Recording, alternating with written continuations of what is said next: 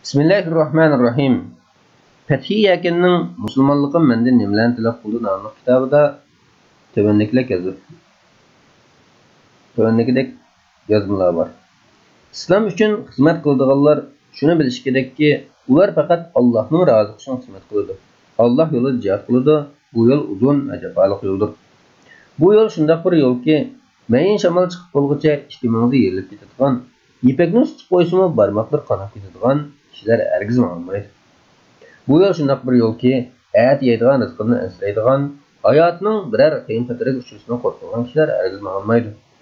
Bu yo'l shunday bir yo'lki, mijozi ason o'zgarib turadigan, havoyi vaslarga dum tushadigan, ishtar, irodasi ojiz, biror eg'iz gap ortiq kelsa sabr qila olmaydigan, shuningdek o'zining fikrida changtirib oladigan, bilmagan narsaga fikr beradigan, bilmaganligini ham bilmaydigan, ko'pchilikning qaroriga ham qo'shilishni va jamoatning fikrini qabul qilishni har oladigan kishilar hargiz olmaydi.